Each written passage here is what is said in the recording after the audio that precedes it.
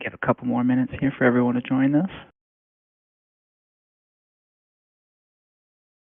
Justin, am I able to share my screen in this room? Unfortunately not. This one No is worries. just going to be voice. Does it have a chat that I can drop links into? Yes, we should have a channel. On your left, you'll see Office Hours chat. Should be right above the event stage. Got it. I see it. Thanks.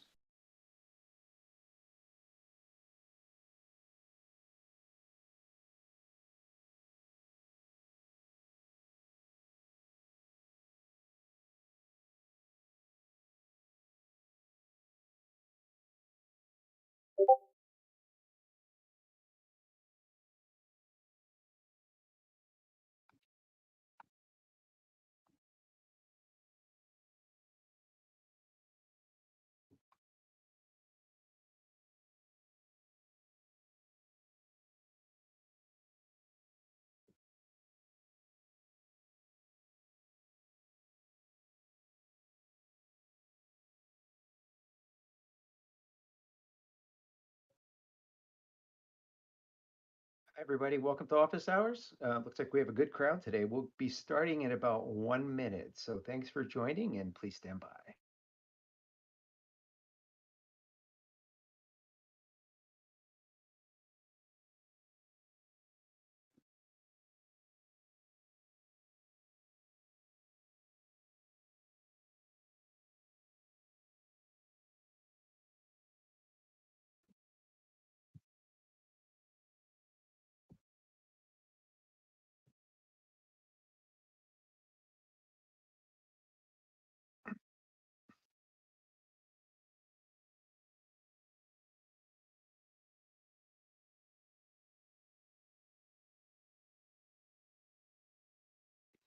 All right. Looks like we have everybody. Let's go ahead and get started. Welcome to this special edition of Office Hours, everyone. We're so glad that you could join us today. We're doing it obviously a day earlier, and obviously the big story of the day is we are launching Gemini 2, our incentivized testnet. And we thank you all for taking time out of your schedules to join us. As always, we are here to answer your questions. The Office Hours chat is open in the Discord. So if you have any questions, you can go ahead and post them in the chat. You can also raise your hand if you would like to speak, and we will go ahead and invite you to the stage. My name is Todd, and with us today we have Justin as well. Hello, Justin, and special hello to Jeremiah. Jeremiah is our co-founder and CEO, and he is here to kick us off today. So in just a minute, he'll be speaking. Just a quick few housekeeping announcements. As always, Subspace is hiring. If you are interested and you have blockchain experience and you would like to get more involved, please check out the jobs board, which is on our website. And of course, we're always looking for people who want to get more involved as moderators. If you are an influencer, and you would like to get more involved in Subspace, perhaps the ambassador program, please reach out to us. You can reach out to us on the Discord. Keep an eye on our Telegram. Keep an eye on Twitter. The forum.subspace.network site is where we make all of our announcements. And of course, you can go on the GitHub and download the most recent code base. And with that, I would like to go ahead and turn it over to Jeremiah, our CEO and co-founder for the official incentivized testnet launch for Gemini 2. Jeremiah. Thanks for coming. Welcome. Thanks, Todd. Really happy to be here. Thank you for the introduction. Thank you, everybody, for coming today. Really excited to get to talk to everybody and go into more detail about what we're doing with Gemini 2 and how the incentive structure works. First off, I just wanted to say thank you very much to Justin and Todd for organizing this event and co-hosting. Thank you to everybody on the team at Subspace Labs for helping to coordinate this. Huge thanks to all of our ambassadors, especially our lead ambassadors, for all of the help and the prep that has gone into the support and spreading the word for Gemini 2. There's been a lot of work been going on for the last several months to prepare for this. Our ambassadors have been a huge part of this. And of course, everybody in our community, 20,000 plus, growing strong community. And thank you especially to those of y'all that are here today. So what I'd like to cover today is several things. So we are getting ready to actually to actually enable the incentivized testnet. We're going to be enabling it in just a few moments. Nizar, our CTO, my co-founder, he is here as well, and he's about to deploy a special transaction onto our network, which will enable the actual issuance of rewards for the corresponding block production and votes that we're seeing on the network right now. So that's going to kick us off here in just a few minutes. And then I'm going to spend some time going through the actual incentive structure from the document that we published on Medium and in our forum to kind of go through, explain how that works, why we're doing it that way, and how we're going to track it. And I'm going to drop some links in here as we're going along to show you guys and gals what we're doing and how you can track it yourself as well. What kind of tools we've got for doing that. And I'm going to talk just briefly about how you actually run a farmer and connect a wallet and use the Block Explorer, just to, especially if we have some new people in the audience today that are maybe this is your first time interacting with Subspace and you just need kind of a quick overview. It can be kind of overwhelming for people that are new to our project, especially if you're new to blockchain, to kind of understand what all these different things and these terms mean. So I was going to try to give a quick overview of that. And there's some nice work that our ambassadors have done recently that I was going to share as well to give a kind of a step-by-step guide for this. Yeah, so that's the main items I wanted to cover in my talk today. I think that we might have some questions from Justin and Todd, and certainly any questions from the community as well. I want to try to provide as much time for that. So I'm going to try to be brief here in my presentation. So first off, so we have, let's see, right now we have 9,730 nodes on Gemini 2A, which is amazing. That's incredible. So we might actually hit 10,000 while we're on this call with office hours, which would be incredible to kick it off at 10,000 nodes. So everybody who is running a node right now on Gemini 2A is, let me just drop a link to telemetry in here so you guys can see what I'm looking at. This is in the office hours chat. So everybody who's running a node right now is basically just volunteering. There's no incentive. There's no rewards. We are producing blocks, but when you produce blocks, there's nothing that's issued. So what's about to happen is Nizar is about to issue a special transaction on our network, which is going to flip a switch effectively, which is going to turn on the actual rewards distribution. So as soon as he deploys this transaction and it hits our blockchain and it goes into a block and updates the runtime, then effectively what's going to happen is the next person that produces a block or produces a vote is going to start getting issued rewards, and they're going to get issued 0.1 TSSC or test subspace credits per block or vote that they generate. And this is going to start showing up in the Block Explorer, in Polkadot.js, in the wallet, and you'll be able to start tracking this. And this is basically going to kick off this incentivized testnet phase. So, Nizar, if you would like to go ahead and deploy that transaction, and then if you can just raise your hand or pop in and let us know when it looks like it's deployed, and we can go from there. In the meantime, let me explain what this actually means, what this incentivized testnet is. So this is the second of 3 phases of our incentivized testnet, Gemini 2. And we have allocated roughly 2%, although that may change, across all 3 of these incentivized testnets.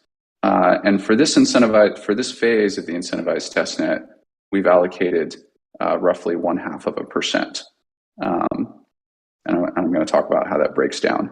And what it means to be participating in this incentivized testnet, and how does that translate to mainnet? Like when we do hit our mainnet, this is a question we get a lot of the time. So basically, we're tracking all this data. It's tracked in our blockchain. It's all open source. Everybody can see it. We've got thousands and thousands of nodes replicating our history. So all this is basically public data here about who gets what. It's very transparent. All right, the transaction is deployed. Awesome. Great job, Nazar. Thank you. Yeah, so we should start seeing pretty soon here. We should start seeing rewards being issued. So awesome. Yeah, here we are. Gemini 2 is live. Incentivized testnet is live, finally. So to step back to what I was saying earlier, whenever we hit mainnet, we're basically going to issue, like in the Genesis block, we're going to issue all of these rewards that you have earned. And it's going to be like a pro rata percentage of our token supply. So we have not specified the exact number of tokens, but we have specified the distribution based on like what I just said, like 2% will go towards all of the phases of the incentivized testnet. Roughly 0.5% will go towards this phase. And anybody who participated, all of those reward addresses will get issued like a pro rata or like a proportional share of their slice of the token supply at mainnet launch. And so what that means for you is you just need to maintain the reward address, and specifically the seed phrase or the private key associated with that reward address, and that address is what we are going to issue these rewards to. So if you lose that reward address, or sorry, that mnemonic, that seed phrase, or that private key, there's really nothing we can do. We don't keep that. We don't like maintain passwords or yeah. And we just hit 10,000 nodes. Awesome, incredible. What a great way to start. Okay. So yeah, so just keep that in mind. That's the disclaimer. It's kind of on you to keep track of those reward addresses and keys so that you can actually claim those rewards whenever they are issued at our mainnet. Okay, so let's talk about the incentive structure for Gemini 2 and what we're doing here. So I'm going to drop a link in the chat. So this is from our last ecosystem update. And this is also in our forum. It's just a little bit easier to read here. So if you want to follow along, this is what I'm going to be going through. So if we start, sorry, got a lot of screens I'm flipping through here. Just one moment. Okay. All right. So if we start at the Gemini 2 incentivized testnet, so we're starting now. Okay, we just launched. Let's start by talking about what the requirements are to participate in this network. So we started with 5 gigabytes of history, which really means like 10 gigabytes when we erase your code it and archive it. And we're already up to something like 18 or 19 gigabytes of history right now because it's been running for a few weeks, and it will continue to grow maybe to 25 or 30 gigabytes of history before we close out this testnet. So there's going to be so everybody's running an archival node for this phase. We're going to disable archival nodes in the next phase, Gemini 3, because we'll have our distributed storage network operational at that point. But for now, everybody's running an archival node, and we're asking you to dedicate around 150 gigabytes of storage. That's 50 gigabytes for the history, and then 100 gigabytes to pledge towards the network itself. This testnet is not going to be about storage per se, like where we're trying to get as much storage on the network as possible, or where you're getting rewarded proportional to your storage. It's really more rewards based on participation and consistent or sustained participation throughout the course of the network, or throughout the course of this next 30 days for this incentivized testnet. So those are the storage requirements. And otherwise, the hardware requirements are very low. You could run it on a Raspberry Pi. It just requires 2 cores and a small amount of RAM, and not a very powerful processor. And one of the other main changes, of course, is that we are really only officially supporting the command line interface and Docker as the ways to run the node. Subspace Desktop has been temporarily taken offline for an audit and for some changes we're making to it, and it was just really difficult for us to support that throughout this phase. So I think it might actually still work, but there's no guarantee that it will continue to work throughout this phase. So we would really encourage everybody to use CLI instead. Okay, so moving down into the actual reward structure. So this one is different. This is unique. As far as I'm aware, it's kind of unique for an incentivized testnet. The way that anybody's done it, it's certainly unique for the way that we've done it and the way we did the last round. So typically, the way we did in the last round and the way we'll most likely do it in the next round, you would get rewarded based like pro rata based on your storage, based on how many blocks you produce. So you're kind of incentivized to throw as much storage on the network as possible. And here, we're actually really trying to maximize for participation rather than just raw storage. And the main reason for this is because we're trying to battle test or stress test our network. We have some assumptions that we can actually become, or that are consensus mechanism in our protocol and our implementation, like our technology, that this can actually support the largest decentralized crypto network in existence. And maybe even like 10 times or 100 times larger than what anybody thought was possible before. So something more like the scale of BitTorrent, when at its height, BitTorrent had like 20 million nodes across the network. That's kind of the scale that we're actually aiming for. And for comparison, most crypto networks, like the high has been in like the low 100,000s. And most of them are like well below that, honestly. Especially with the software we're using with Substrate, we've already exceeded kind of all of the other substrate nodes in the world put together on our network. And so a lot of what we've been trying to do is actually validate that our software will work at this scale. And there's a lot of hidden problems that come up when you hit different levels of scale. Like when you go from 1,000 to 10,000, you hit one set of problems. When you go to 10,000 to 100,000, you hit like another set of problems. And then when you go from 100,000 to a million, you hit like a whole nother set of problems. And we're trying to really identify those problems early before we get to mainnet, because we do expect that when we get to mainnet, we will be hitting these very, very large scales. So we're maximizing for participation so that we can make sure that our network actually does work at scale. And if it doesn't, which is okay, we know why and we can fix it. And that's the whole point of a testnet, right? Is to identify these problems early. So that's why we're maximizing for participation. And we have basically 3 levels of participation that we're looking for, or these 3 different milestones here in this table. And we are trying to, the idea is that the more participation we get, the more users we get, as long as they remain online throughout the course of the testnet, that the more rewards get unlocked out of the total token supply, and also the more profitable or the more incentivized you are as an individual user, because you're getting a larger share of rewards based on the resources that you're pledging to the network.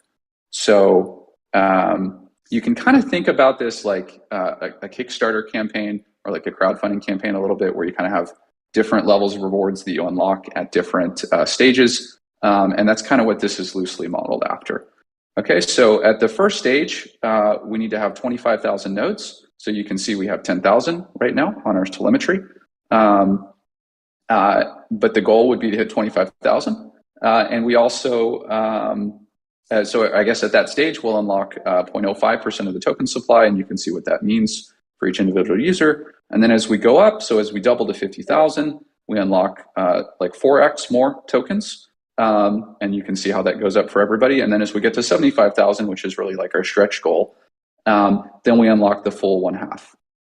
And then you can see the rewards go up per user as well. So the key question here is, how do we actually track this, and how do we do it in a decentralized and a transparent and a fair way? And this is where it gets a little bit complicated. So bear with me here for a moment.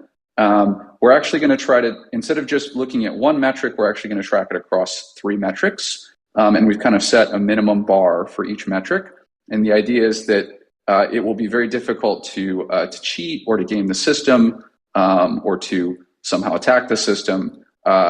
Maybe you could do this on one of these metrics, but it would be very hard, if not impossible, to do it across all 3 metrics. And that's kind of why we've designed it this way. So the 3 metrics are the number of nodes that we can observe on our telemetry server. And you can see it's actually slightly below the goal, because that's the assumption that, not everybody's online at exactly the same time. But as nodes come on and offline, like we're at least 80% of that goal, as to what we see on telemetry. And you can see how many we have right now. And, that was the link I shared before on our telemetry. And the important thing here is that our telemetry our telemetry application is open source. You can go to our GitHub, you can look at the code, you can inspect the code yourself, and you can see that there's nothing funny, no funny business going on here with what we're doing. And this is based on the telemetry implementation that is the default in Substrate, which all the Polkadot, Kusama, all the parachains use as well. We did have to make some modifications. We had to make quite a bit of modifications to it to get it to scale and to work at the for our use case. So that's the first one. The second one is the unique addresses. So this is basically our way of making sure that we do actually have 25,000 unique people on the network who earned a reward, and more importantly, that they're earning sustained rewards. That they didn't just earn one reward and disappear from the network, but they kept that node online for a long period of time, and they were also not rotating reward addresses, which is something that we're really discouraging people to do, because it's just never going to unlock the goal if you do that. So we're encouraging you to use the same reward address consistently, even if you're going to do it across multiple nodes. Use the same reward address consistently throughout this phase.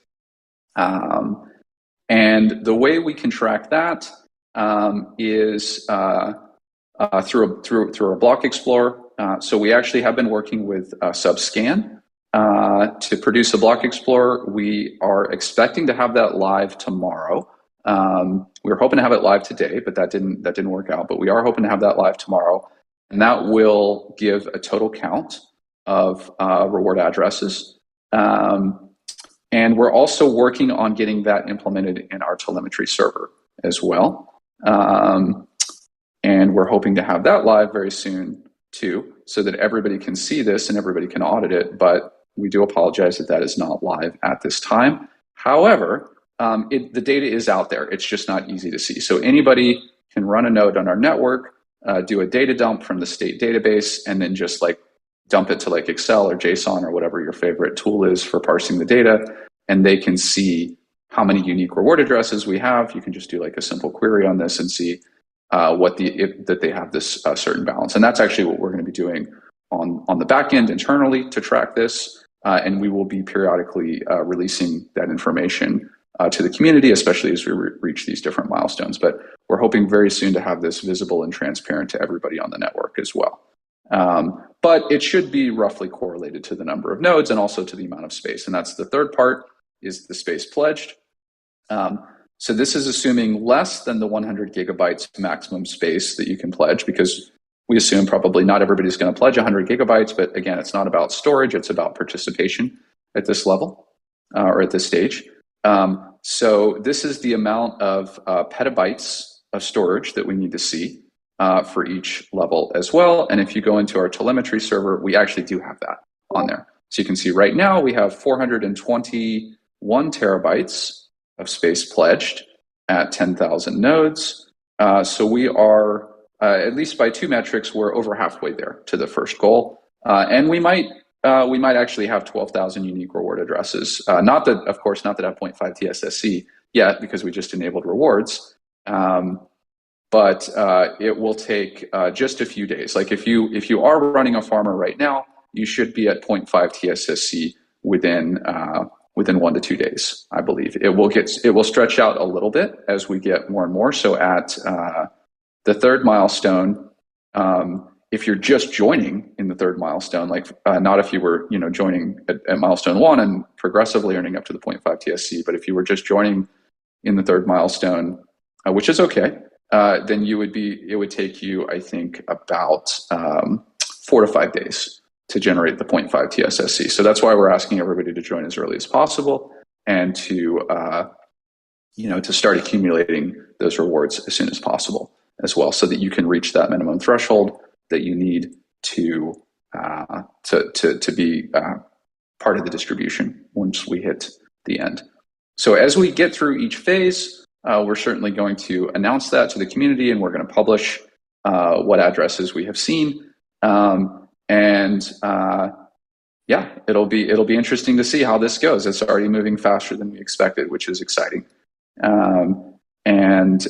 We would really ask that everybody out here, help spread the word, because the more users we have on the network, the faster we unlock the goal. The faster we can stress test and identify these problems, and we can move on to more exciting things, and maybe even get to the next stage of the incentivized testnet sooner than we had hoped. And there might be other kind of surprising Easter eggs and rewards, which we can distribute based on how things go. Okay, so that is the incentive structure. I'm sure there's going to be lots of questions about that. The other part that I wanted to cover is just to talk a little bit about how to run a node, just to revisit that one more time. So the best place, the official docs that we have, which Justin actually has led the development of and done a great job at. We've actually gotten lots of great feedback from different people, different stakeholders, and people I talk to about that they really, really like our documentation compared to other networks. So great job, Justin, and everybody on the community who's helped improve that. So here, I'll just drop this link in the office hours chat. Okay, Justin beat me to the punch. Thanks, Justin. Yeah, just to kind of give you the 101 on this. So you have to do it from the terminal or the command line interface. You can't do it from a desktop app, not right now, not a GUI. You do have to run two separate terminal windows, one to run the Subspace client or the node itself, which is really just a substrate like full node or archival node of our network.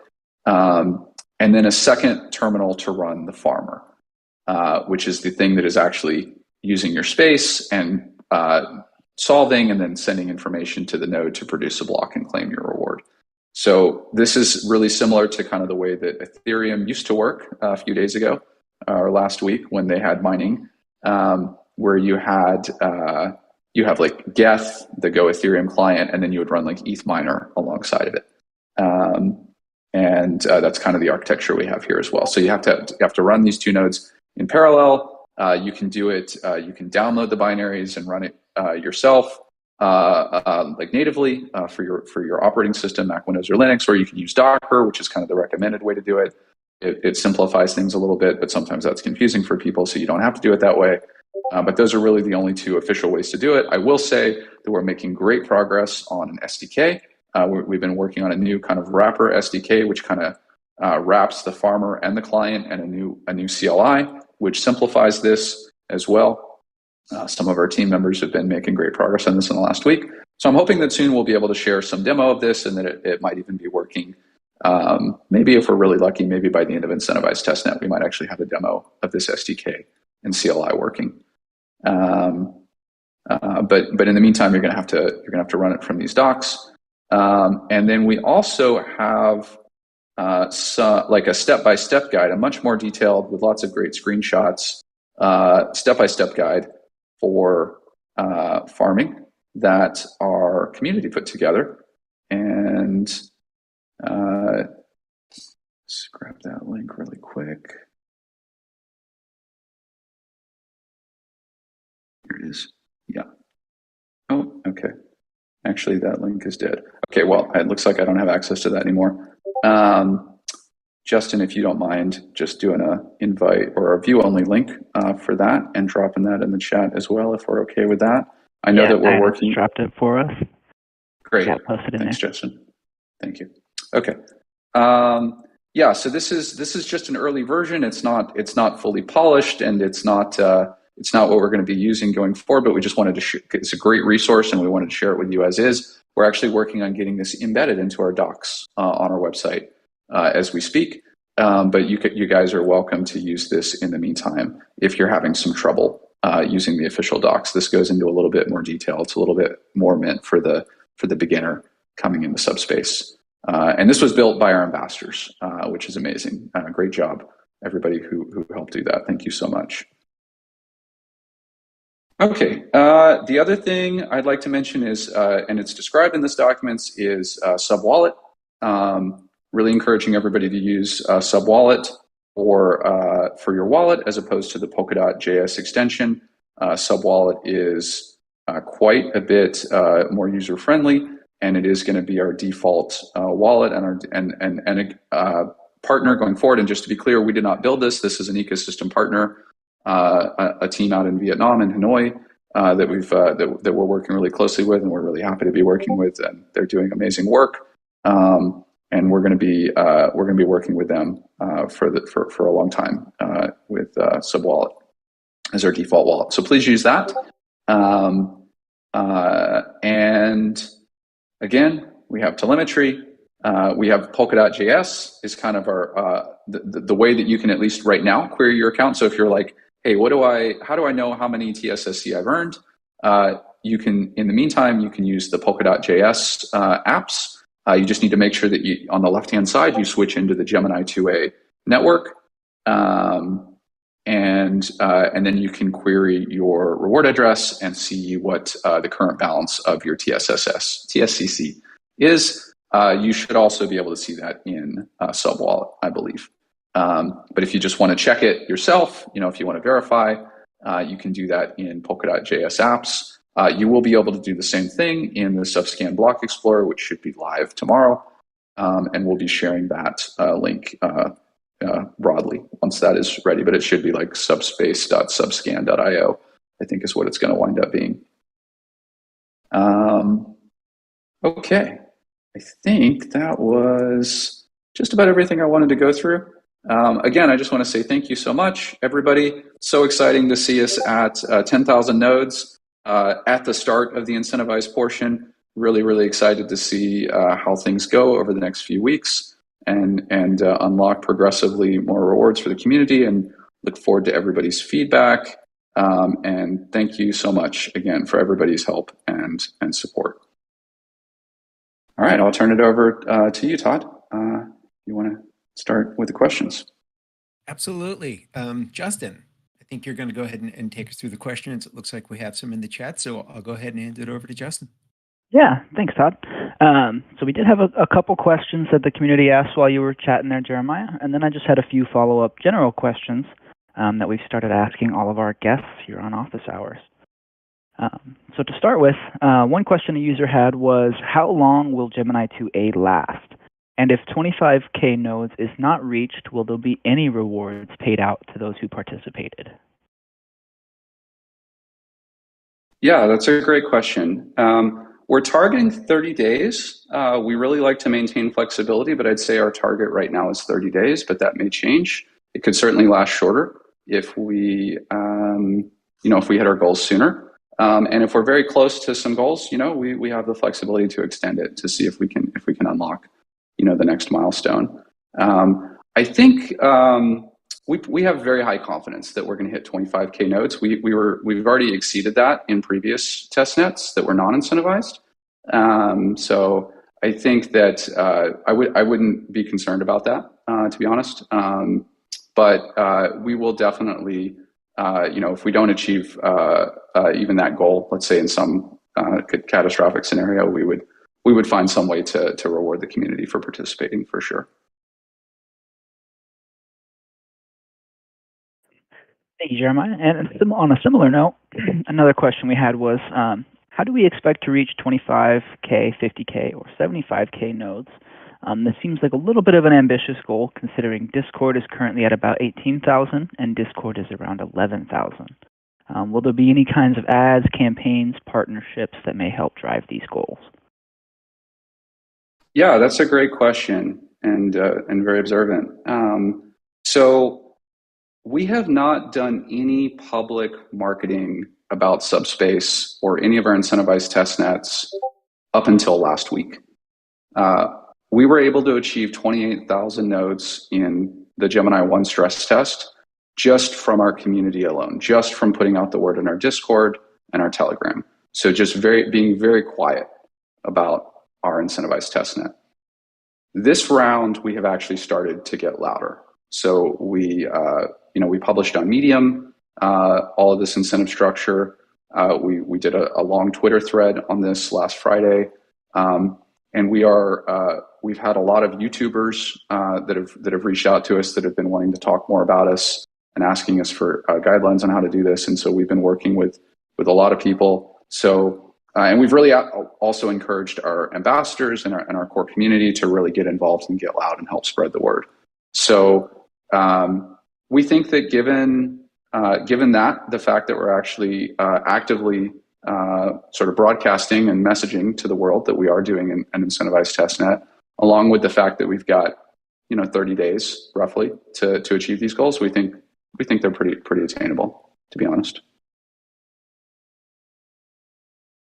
Definitely. Looks like we have some other people who might be throwing out some questions here. But some of the other ones that I've started to ask all of our guests here on Office Hours, I thought it would be a good little section to definitely get your opinion on, Jeremiah. It's just kind of general, more broad picture stuff when it comes to Subspace and everything like that.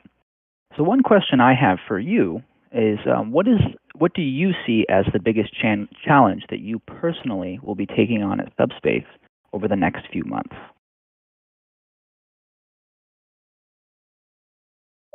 Question, Justin. I would say the biggest challenge that we've been facing is probably velocity on executing on a roadmap. So that is something that Nazar and I and all the engineering team have been working together on very closely. And I'll probably be a lot more involved in over the next few months. But we do have some really exciting new upgrades and features that we're going to see in Gemini 3, and then we're just going to continue to see more and more interesting features come out from there. Things like the ability to, like, the initial version of our scalability with our off-chain execution model, the ability to archive and integrate with some other blockchains like Ethereum to support cross-chain messaging with those across those ecosystems, like between Ethereum and Polkadot and Subspace, for example. And specifically, the use case that we're really excited about is cross-chain data availability and the ability to support layer 2s across different ecosystems, which we see as probably the killer app of our decentralized storage, or what we'd like to really think of more as permanent data availability layer. Thank you for that amazing answer there, Jeremiah. So you kind of touched on it a little bit there in your explanation, as well as, one thing that I think is very interesting about Subspace and generally the broader crypto space is it's one of the more remote-based industries in the world. So what are some of the benefits and some of the drawbacks that you've seen and faced as a leader of a globally distributed company? Something that we haven't quite seen, in the pre-COVID world prior. Yeah, that's another great question, Justin. Yeah, it's definitely challenging to lead an international remote-first team with a lot of people in very different time zones, with very different cultural and linguistic backgrounds, and really people that come from a lot of diverse industries as well. I mean, we do work with a lot of people that have been in crypto for the last few years, but everybody has a very different background even before that. It is a challenge, but there's also a lot of opportunity and a lot of great ideas and diversity of opinions and ways of solving problems that come out of that as well. And I think we've navigated those challenges pretty well. I guess a good analogy would be like, in Star Trek, like in the original 60s Star Trek, you had like everybody, was like from a different country in the world, a different background, but they all worked together on the crew, on the bridge of the Enterprise to make things work. You had like, an alien and a Russian and a Japanese guy and a American and a Scottish guy, and they all made it work and brought their strengths together to build something better than what they could do on their own.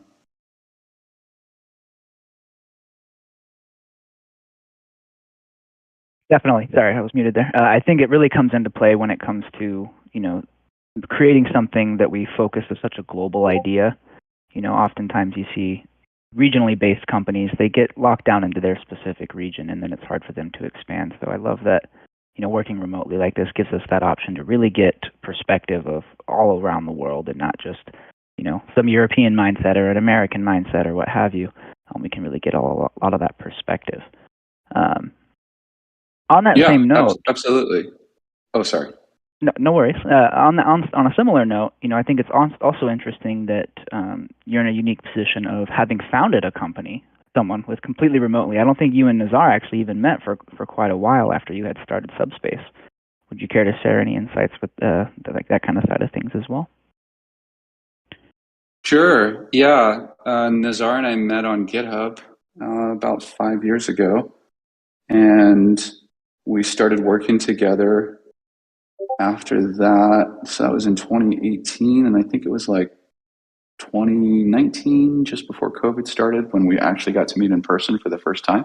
So we worked together for almost 2 years. And then we've actually only had a chance to meet up one more time since then in person. Over the last 5 years, we've been working together and speaking daily about Subspace and collaborating quite heavily. So yeah, that's a unique way to run a business for sure. But it's worked out quite well for us. And like you said, it kind of brings in a much more global perspective on how to run a company and how to run an organization and how to build a crypto network, which should really be a global thing, not just the way that we do things in America or Silicon Valley. So we got a couple questions here from the community as well. One from Skylar, one of our ambassadors. He said, can we talk about the future of HDDs and how they look on Subspace? I know there was a mention of a transition to an SSD-friendly approach. Will HDDs still work for Gemini 2 and 3 and the future? Yeah, great question, Skylar. So HDDs will still work for Gemini 2 and in the future. However, the way that we're designing the protocol to be more secure and more energy efficient for SSDs actually makes it harder to run on an HDD. So if you pledge a small amount of space, it's not a big deal. So like at the current levels right now, the 100 gigabytes for Gemini 2, it should be pretty low overhead. But for larger and larger amounts of storage, like especially if you have like a very large like multi-terabyte hard drive, it's actually going to be pretty burdensome to run the consensus protocol for that hard disk. Whereas on a SSD, it's going to be basically like almost zero cost to do. And that was a deliberate decision that we made to support the goal of being secure and as energy efficient as possible, and also to kind of really build for the future. And SSDs are really kind of slowly taking over more and more market share from HDDs, and HDDs are more or less eventually going to be phased out for consumer in maybe the next decade. And we're trying to build for like the decade, the next 10 years. And we also have really been focused on decentralization and really benefiting the small farmer versus the large farmer.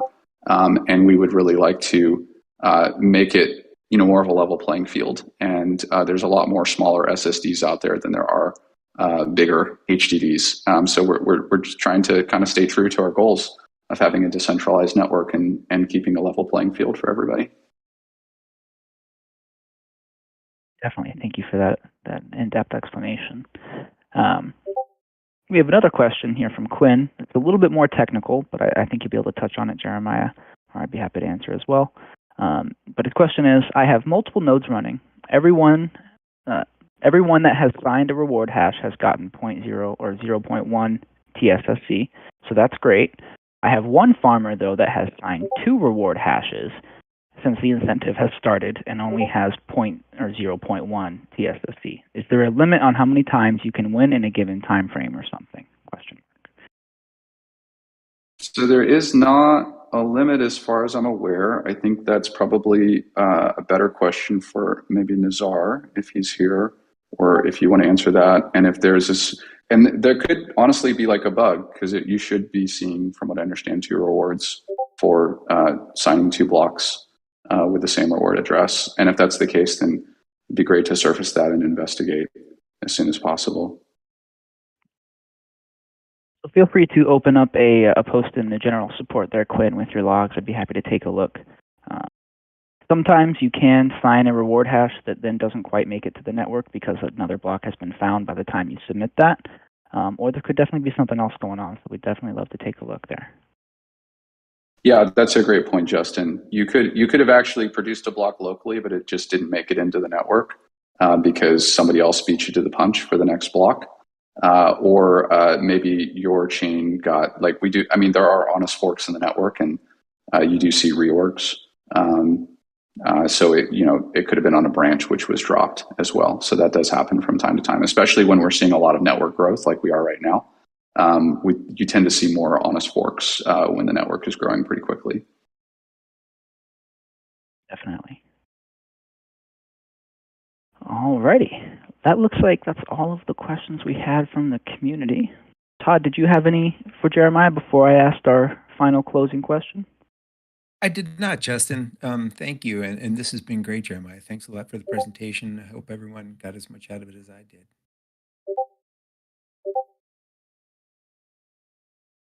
Alrighty, and it looks like actually Quinn did have one other question. Let me hunt it down real quick. Question: once we hit 0.5 TSC in the wallet, can/should we wipe/purge our farmer and recreate with a new wallet? We're encouraging everybody just to use do one setup and just leave it running for the entire testnet, and not to really try to rotate nodes or reward addresses. Yeah, and I'm calling that where if you run one node and you just keep swapping the reward addresses, I call that address stacking. We do have some plans to try and minimize users who want to take advantage of that. So I wouldn't recommend going down that pathway, generally. If you want to run multiple nodes with various, that's fine. But I wouldn't suggest, just trying to wipe and game the system in any way, because we will be trying to prevent that as best we can.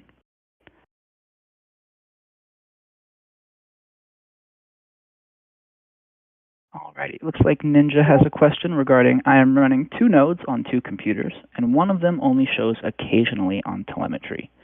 I can tell I am in sync with the network. Should I continue to running this node, or should I purge and restart?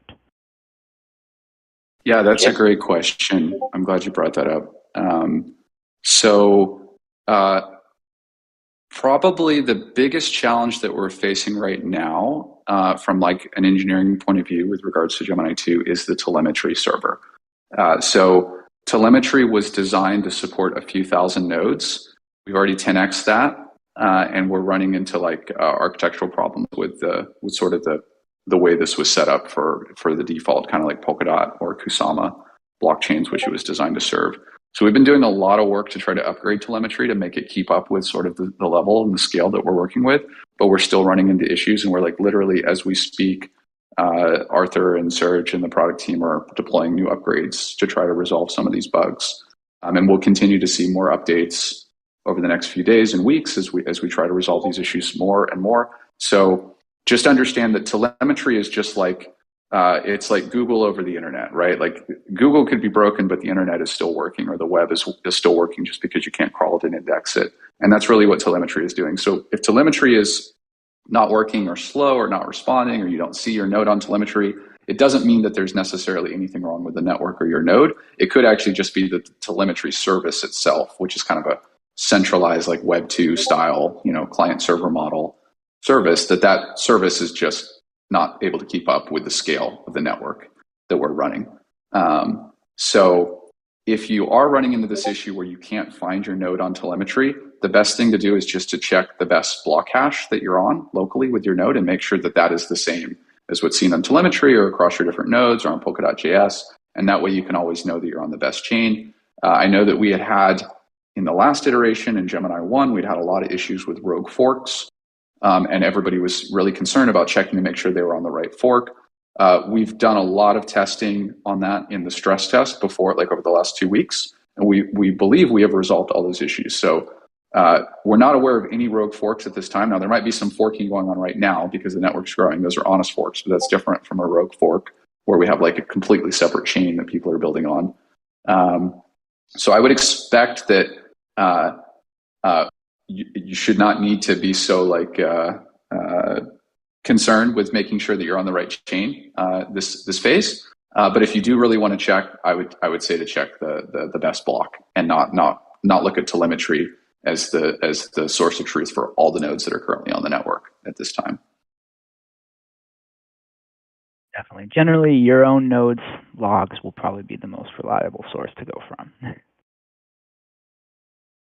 Alrighty, and let's see. One last question. Got a last running down on time here, so these are the last couple questions. But Ivan was curious.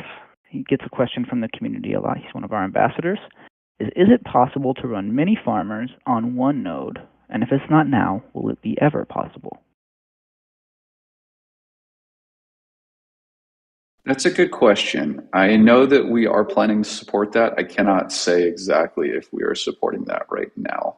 That would be a better, I don't know if you can answer that, Justin, or Nizar, if you could answer that. If I remember correctly, there is technically multi-drive support, but I don't think multi-farmer support has been implemented quite yet.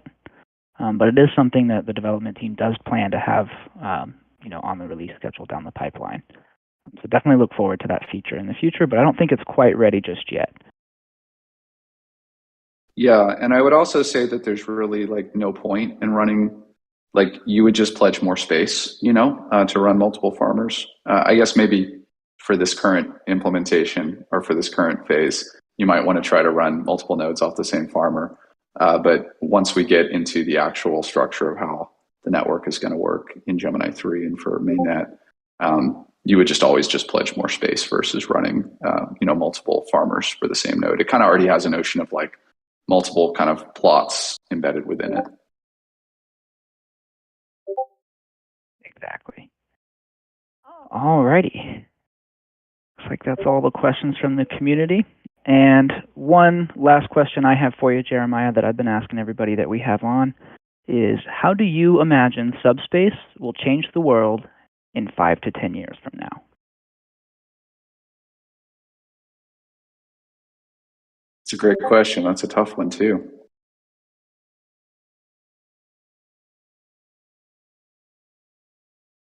Supposed to be a little bit of a thinker. Yeah. Okay, so 2027 to 2032, how will Subspace have changed the world? Yes. Well, I would really hope and expect that by that point, Subspace will be a household name in crypto, just like Ethereum or Bitcoin are today. I would hope that we are really seen as the back end or the decentralized back end for the entire industry, and really supporting and enabling all the different ecosystems that exist. Kind of like Intel Inside, for Pentium processors, the old ad that would support all the different computer ecosystems, or the computer companies. So I think, yeah, that's really our goal, is just to be kind of the infrastructure layer for the entire industry, and really to help enable the industry to scale to the point that we can have decentralized applications that are working at the same scale that we're seeing, Web 2 applications work today, and that we can have things like the metaverse running on a blockchain, or metaverses running on a blockchain, that we can have entire dApps that have their own blockchain. We can have payment networks that can work at scale and replace a lot of these antiquated kind of centralized electronic payment systems that we have. All of the things that people have really been talking about for the last decade. We're really just trying to enable that to actually happen by providing sort of the infrastructure in the back end that can support that scale. Thank you for that answer. Definitely a future I look forward to, and I'm sure the rest of the Subspace team and community does as well. But thank you so much for your time, Jeremiah. Did you have any other closing thoughts before we wrapped up here? No, just thanks again, everybody. Thanks, Justin and Todd, for helping organize this and running it. And again, ambassadors, you guys are amazing. You're lifesavers. It's really been a lot of great help, feedback that we've gotten over the last month from everyone on that team. And again, thanks to the community for actually getting us to where we are today and participating. And we look forward to working with everybody, over the coming months and years as we keep moving forward. Awesome. Thank you for coming, everyone. This has been great. Thank you. Definitely. Thanks, Jeremiah. Thanks, Todd, for joining us. Thank you, community, for always being here and always being amazingly supportive, as you guys always are. Just want to mention real quick, since we just did launch the incentivized testnet, if you do need any support, as always, check our existing solutions in our forums, on our docs. And if you have any issues, feel free to post issues on our forums or in our Discord.